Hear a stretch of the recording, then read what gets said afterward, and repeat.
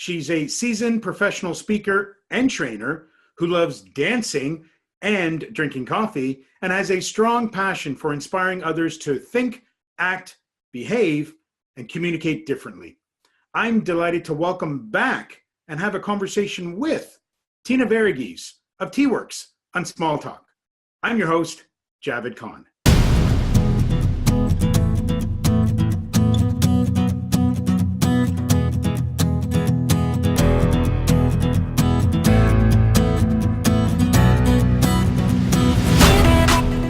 Tina Varughese, welcome back to Small Talk. My sincere pleasure, Javed. Thank you. It's amazing. Thank you again. It's really going to be a pleasure having the second conversation with you on Small Talk, Tina. And the last time, and folks, if you haven't watched the first part of this conversation, please do go back and watch that particular segment. We had introduced Tina. Tina is a renowned keynote speaker, main stage speaker.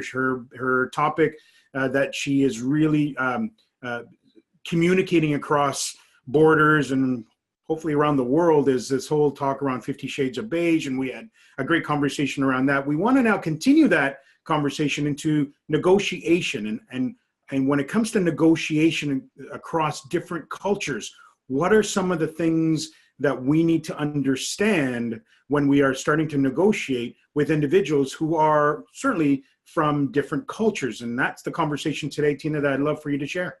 Yeah. So Javed, in part one of our chat, I kind of talked about how we are in North America very transactional based, very contractual. And that is not the case in most cultures. Contracts are almost, I don't know, feared is the right word.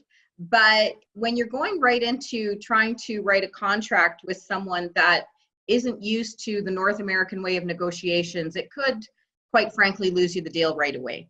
So there is a big difference between cognitive trust and affective trust.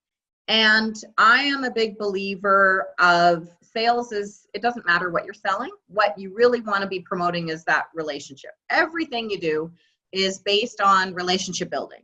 And there is such an integral difference between cognitive and affective trust. So I'm going to go over the difference between those two types of trust. Okay. Because we in North America tend to build relationships based on cognitive trust, meaning we will look at what we can bring to the table in terms of our own credibility, how many business transactions we made last year, how much we did in revenues, how many homes we sold, how many mortgages we wrote up. So it's transactional and it's based almost on numbers. Right. When you're looking at affective trust, what you're looking at is more of the time and investment that you're putting into a relationship. And they're not looking, they don't even care if you're looking at a culture who's more collectivist, so much more community-oriented, family-oriented, basically every culture excluding North America, and I would say the UK, US, Canada. They're looking more at affective, which means that they want you to put some time and energy into that relationship. But in addition to that, they're looking at one concept in China. It's called gwanse. And gwanse is really showing what you can bring to the table in terms of your connection base. So who else can you introduce your potential prospect or client to that's going to help further their relationship and further their goals? That's your gwanse. So that's point number one, is recognizing the difference between cognitive and affective trust. I'm a big believer of you have to build both of that. I think that business now is getting to a more authentic trust, which means you have to have a combination of both cognitive and affective trust in all of our relationships. I think too many North Americans tend to focus on the short term rather than looking at that long term. So that is a key piece of it for sure. I also think with negotiations that, I mentioned it in our part one, time is money. So get that off the table, that you have to really put a little bit of time. And that can even mean, if you're going to go do business globally, or even if you're going to go meet a client, we are like looking at our calendars, we're iPhone based, we're looking at, how much time we're going to put towards the client. Maybe it's an hour for a meeting. But when you're working with people that definitely look more at effective trust, you might have to schedule in a 3-hour meeting or a 3-hour lunch. And this is sort of my quickest tip for you is, you know, our concept in North America is work then play. So work hard then play. In most other cultures, it would play then work. So you're getting to the same spot. You're getting to exactly the same place, but the path is different. That journey to get there is different. And for us as North Americans to think, oh, play then work makes no sense. That is so against our grain. Whereas in not other cultures, they'll look at you and want to have maybe dinner with you, or drinks with you, a lunch with you, 2, 3, 4 hours, which is the play part, to get to know you better in an effective manner, and then start potentially talking about business. So again, it's getting to the same spot, but in a very different way. So it sounds very, for the lack of better words, you know, relationship heavy. A lot of emphasis on building a relationship before we get to the quote unquote selling or transaction, as you say, part. Yes. Very relationship heavy. And recognizing putting the time into that relationship will garner you a longer term, more sustainable relationship and therefore business. Now, there's folks who've been watching not only this part, but they watched the first part. They're probably asking themselves, and I'm hoping they are asking themselves, well, look, this is amazing information. Where do I begin? What do I need to start to do? What are some perhaps insights that, Tina, you could share, or some tips you could share of either an individual or someone representing an organization saying, wow, this is a big gap of ours. We need to fill this in. Where do we begin? What are some of the next steps, action items these individuals, folks who are watching this segment and the first time, they need to be doing right away?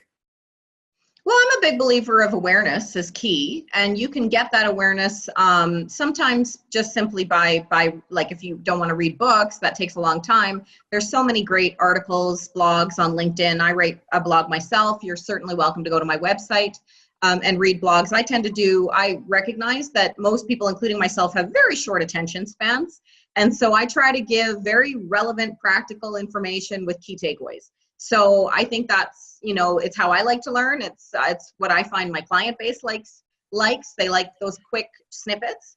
But I'm also a big believer of talking to people, exactly what you do with your show, getting to talk to your clients, getting to talk to your neighbors, talking to people that are diverse. When you talk to people that are different than you or more diverse than you, you open your mind. So I'm a big believer of close your eyes and open your mind. And if you can just simply have those conversations, your biases will ultimately go out the door, and you'll start to learn that, we are a very big, vast, beautiful, exciting world out there if you open your mind to it and close your eyes to it. So just making sure that most people want to share their story. I find most people are very open to sharing their story. I base my whole business on that. So simply taking an interest in other people. I find we're very secular. Even, we go to work, we come home, we take our kids to activities, but, we really have to start spending some time having some meaningful conversations with other people as well. Close your eyes, open your mind, folks. That's amazing. What an amazing tip from Tina. And thank you again for coming here back on Small Talk. Now, we asked this question of you last time, and that was around if you had an opportunity to have a small talk conversation with anyone living or past, who would that be? In the first segment, you mentioned Malala Yousafzai, and that's just an amazing answer and phenomenal individual. Who would it be this time around? Okay, so I'm having a larger dinner party. I can have more people at my dinner party? If you wish. It's your dinner party. It is my dinner party. That is a really tough question.